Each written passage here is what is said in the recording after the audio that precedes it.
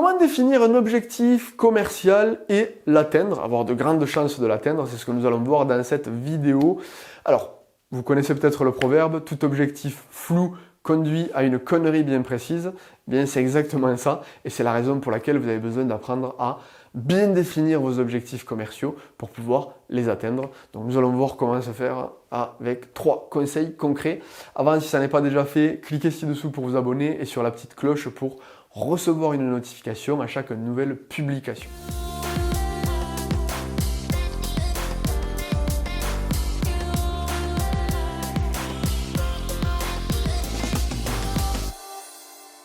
Donc, comme promis, nous allons voir quelle est la méthode, la recette secrète pour apprendre à bien définir un objectif commercial et avoir la quasi-certitude de l'atteindre, puisque c'est ce qui fait la différence entre un objectif et un vœu. Voilà. Là, si vous voulez aujourd'hui être dans une optique de réaliser 90, 95, 100% de vos objectifs commerciaux, il faut apprendre à bien les construire. Vous avez peut-être déjà entendu parler de l'acronyme, de la méthode SMART.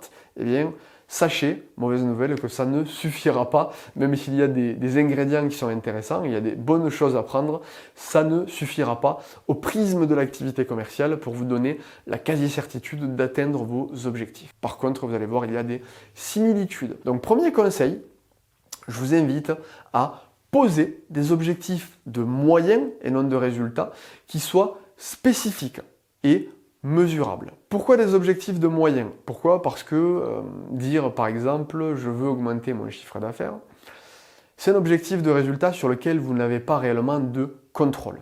C'est-à-dire que ça ne dépend pas totalement de vous, donc vous n'avez pas, comme ça ne dépend pas totalement de vous, vous n'avez pas la certitude de l'atteindre. Spécifique et mesurable, pourquoi? Parce que en fin de compte, je veux augmenter mon chiffre d'affaires, c'est quelque chose de général.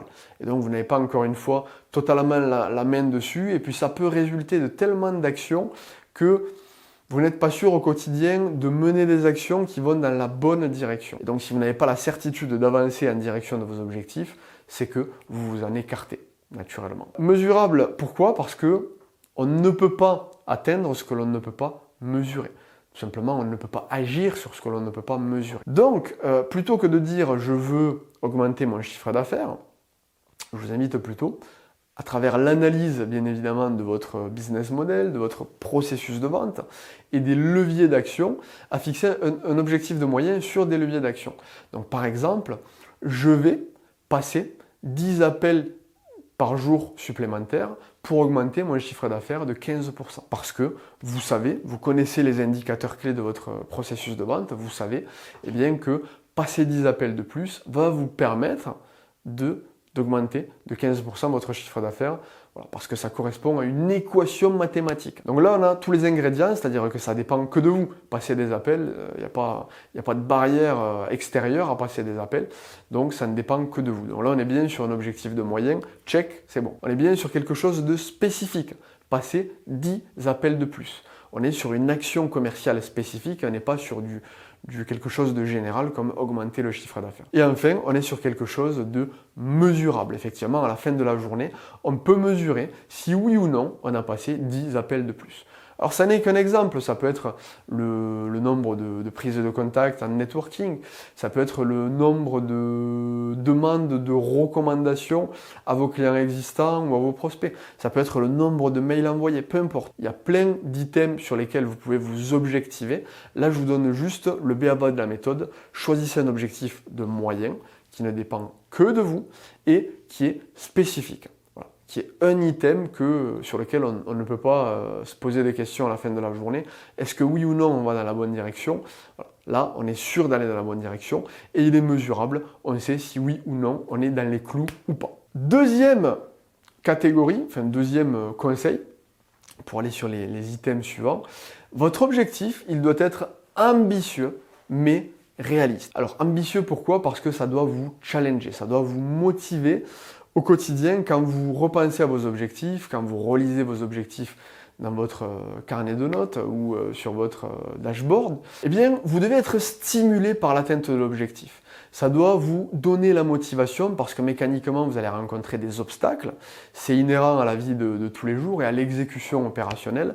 Donc, si vous ne voulez pas abandonner, eh bien, ça doit vous challenger. Ça doit être suffisamment ambitieux pour vous dire, OK, j'ai franchi un cap dans ma vie personnelle, dans ma vie professionnelle, et je serai content d'avoir atteint cet objectif parce qu'il va me permettre de. Donc là, encore une fois, en fonction de la nature de l'objectif, charge à vous d'aller boucher les trous. Ça va vous permettre quoi? Ça va vous permettre d'obtenir une prime, ça va vous permettre de vous payer le voyage de vos rêves, ça va vous permettre d'offrir à votre famille un confort de vie qu'il n'a jamais connu auparavant, ça va vous permettre d'augmenter votre statut social et de briller parce que vous serez le seul à avoir réussi ce projet. Peu importe, chacun ses motivations profondes. L'idée, c'est d'être au clair. Cet objectif, il est suffisamment ambitieux pour me permettre de. Maintenant, pour éviter l'effet démoralisation si on rencontre des difficultés, et ça sera le cas, il faut qu'il soit réaliste. C'est-à-dire, il faut que vous ayez l'absolue certitude de pouvoir, à date, réaliser cet objectif en y mettant les moyens suffisants. Encore une fois, ça passe par une bonne visibilité, une bonne clarté sur votre processus de vente. Là, je parle vraiment des objectifs commerciaux, mais c'est valable par extrapolation à n'importe quelle catégorie d'objectifs. Mais pour des objectifs commerciaux, il faut avoir une vision très précise de où vous en êtes, quel est votre processus de vente, quels sont les indicateurs, quels sont les taux de transformation, parce que vous ne pouvez pas, tout simplement, prévoir des objectifs réalistes si vous ne maîtrisez pas l'équation mathématique qui est sous-jacente. Par exemple, si vous voulez doubler votre chiffre d'affaires, eh bien ça passe soit par doubler le nombre de contacts, soit par doubler le taux de transformation, soit par doubler la valeur par client, par exemple. Ou alors, là on a doublé un seul item pour doubler le résultat, ça pourrait être tout simplement d'augmenter de 10% le nombre de clients potentiels, augmenter de 10% le taux de transformation et augmenter de 10% la valeur par client. Charge à vous de bien résoudre l'équation mathématique, mais d'être au clair. Ça veut dire que, ok, on peut se fixer des objectifs ambitieux, mais derrière, on sait que ça correspond à des objectifs de moyens qui ne dépendent que de nous et qui sont totalement réalistes. Parce que, eh bien, effectivement, on peut tout à fait absorber 10 appels de plus par jour ou 10 emails parce que soit on les envoie manuellement, soit on met en place des outils d'automatisation eh bien, qui vont augmenter le volume de mails envoyés. Je prends des exemples, mais encore une fois, il faut que ça ne dépende que de vous et que vous sachiez que vous avez de manière opérationnelle la certitude opérationnellement de pouvoir les réaliser. Voilà, ça c'est les deux items que je vous invite dans ce deuxième conseil à mettre en œuvre. Ambitieux mais réaliste. C'est ça qui va véritablement vous permettre, durant tout le laps de temps où vous fixez l'objectif et où il est réalisé, de tenir tout simplement et de ne pas abandonner, de ne pas lâcher l'affaire. C'est ça qui est véritablement hyper important dans l'atteinte des objectifs. Et enfin, troisième conseil, l'objectif doit être temporellement défini, donc on retrouve le T de SMART, et écrit. Alors, qu'est-ce qu'on met là derrière? Temporellement défini, eh bien effectivement, il faut une date, une échéance. Pourquoi? Un objectif sans plan s'appelle un vœu, j'y reviens.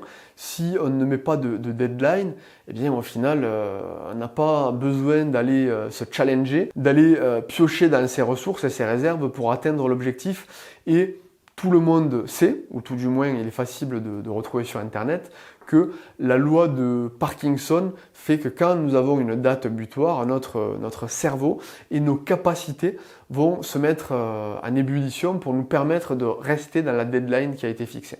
C'est comme ça, c'est psychologique, c'est la raison pour laquelle certaines personnes vont retarder la mise en exécution et dans la dernière ligne droite vont réaliser des choses complètement extraordinaires.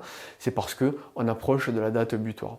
C'est exactement pour la même raison que des gens sont dans l'indécision jusqu'au jour où c'est le jour final, comme par exemple une promotion. On observe toujours un pic de vente le dernier jour. Pourquoi? Parce que c'est le dernier jour et il faut se décider. Donc quand vous connaissez ça, vous pouvez l'utiliser à bon escient et donc vous pouvez fixer une date butoir, une échéance, encore une fois, réaliste mais ambitieuse. Ça va permettre de dire, eh bien, si je reprends l'objectif de tout à l'heure, je m'engage à passer 10 appels de plus par jour pendant 6 mois afin de gagner 15% de chiffre d'affaires en plus. Ça peut être, nous nous fixons, voilà, on prend des objectifs classiques, nous nous fixons 365 jours pour doubler les ventes en diversifiant nos systèmes d'acquisition et en incluant l'emailing automatisé, chose que l'on ne faisait pas auparavant. Donc ça, c'est la notion de temporellement défini. Maintenant, la notion de écrit. Écrit, eh bien encore une fois, ça fait partie des tout petits hacks quand on connaît la psychologie humaine. Le degré d'engagement n'est pas le même entre un objectif qui va rester interne, c'est-à-dire un objectif que l'on se fixe mais qui reste dans notre cerveau, ou un objectif que l'on va déjà exprimer. C'est-à-dire on va en parler à ses collaborateurs, ou on va en parler aux actionnaires ou aux clients, donc on va l'extérioriser. Ça déjà, le degré d'engagement, il augmente. Et maintenant, le fait de l'écrire, encore une fois, ça va augmenter d'un cran de plus parce que eh bien, cet objectif, il est gravé dans le marbre. On ne peut plus revenir en arrière et dire « Ah non, mais vous n'aviez pas totalement compris, mais c'est pas totalement ce qu'on avait dit. » Non, l'objectif, on l'a communiqué et en plus, il est écrit. Donc ça veut dire que là, l'engagement, il est maximum. On ne peut plus faire machine arrière. On doit mettre tous les moyens, donc on doit vraiment piocher dans ses réserves, on doit sortir de la zone de confort pour aller atteindre l'objectif. Donc quand vous faites ça, eh bien, vous vous mettez des garde-fous vis-à-vis de vous-même et vous ne vous permettez pas de revenir en arrière, vous ne vous permettez pas d'aller sur des échappatoires. Donc ça, c'est un tout petit hack qu'il est bon de connaître.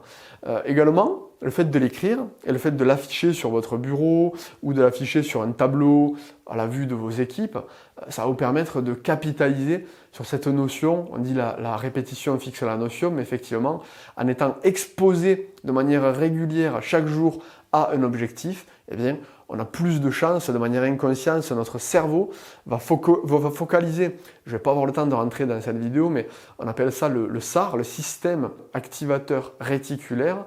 Donc votre cerveau va se mettre de manière inconsciente à filtrer toutes les informations du quotidien en direction de l'atteinte de vos objectifs. Il va trier parmi la masse des informations pour vous, même quand vous dormez ou quand vous faites du sport, il va se mettre à vous filtrer les idées et à vous orienter sur tout ce qui va vous permettre d'atteindre votre objectif. Si vous pouvez, écrivez-le et affichez-le de manière à l'avoir le matin devant votre salle de bain, à côté du miroir, sur votre ordinateur car vous y passez la majorité de votre journée, ou sur un tableau quand vous faites des réunions avec vos équipes. Choisissez l'un ou l'autre de ces endroits, ou alors tous à la fois, mais ça va véritablement faire une différence. Donc voilà, on a tous les ingrédients, donc vous avez compris, on a un objectif SMART, un objectif qui est spécifique et mesurable, qui est ambitieux mais réaliste, et qui est temporellement défini et qui a été écrit. Là, vous avez le degré d'engagement maximum, et vous avez, allez, on va pas dire 100%, mais 99% de chances d'atteindre cet objectif. Et le dernier, allez, c'est bonus, c'est cadeau, votre objectif doit être révisable parce que vous ne maîtrisez pas tout. Le contexte nous l'a prouvé par exemple avec la crise du coronavirus, le confinement. Eh bien, vous avez beau avoir une bonne maîtrise de votre processus de vente, vous avez beau avoir un objectif de moyens, il y a parfois des impondérables et vous devez pouvoir réviser vos objectifs.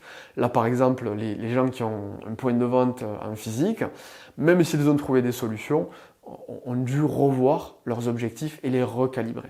Donc votre objectif, il doit reposer sur des indicateurs clés et vous devez pouvoir réviser ces indicateurs en cas d'absolue nécessité. Je ne dis pas qu'il faut se reposer systématiquement là-dessus, mais il faut garder ça comme un joker en fin de compte pour pouvoir réviser si nécessaire ces objectifs et de nouveau de la manière SMART. Voilà, j'espère que ça va vous aider dans la fixation de vos objectifs commerciaux. En tout cas, c'est ce qui fait la différence entre ceux qui les atteignent et les autres. Ça a été prouvé scientifiquement.